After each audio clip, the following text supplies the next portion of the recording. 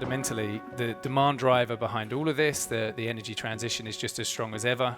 And so we know this wave of demand is coming, and while supply is adequate now, as we reduce those investments, reduce that future pipeline, we're creating future periods of volatility. So that's the revolution that we're having in front of us. That's the revolution that we're facing, not only to create the batteries, but of course the critical raw materials as well. Because half of the bill of material of a battery is from raw materials.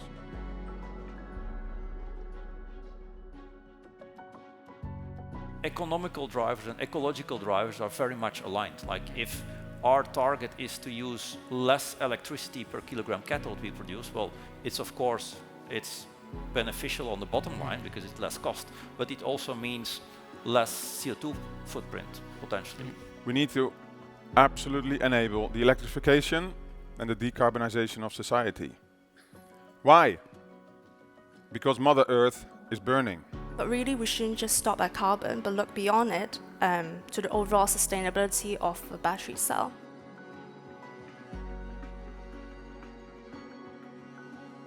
While the sector is off to a good start, we still face a number of challenges.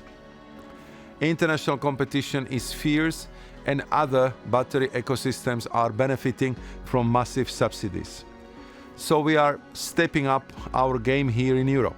A lot of good pieces of legislation that we have at our disposal now and that we should leverage to continue helping the European Union assert itself as the climate action champion.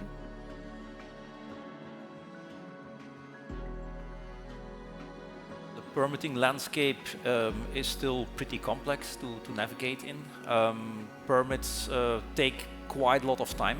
I think if Europe wants to, let's say, improve its position in the global landscape, I think that's definitely a point that could be looked into. The European Critical Raw Materials Act has the potential to increase extraction, recycling and process within the EU, for example through streamlined permitting processes. And God knows things are not moving fast enough in this union.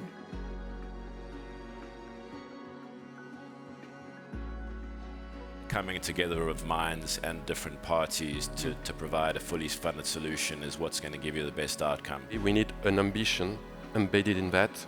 And for me, the key factor for it is because you need to differentiate yourself from competition coming from Asia. We need closer collaboration between public and private in order to better use, smarter use of public money in order to de-risk also the private sector.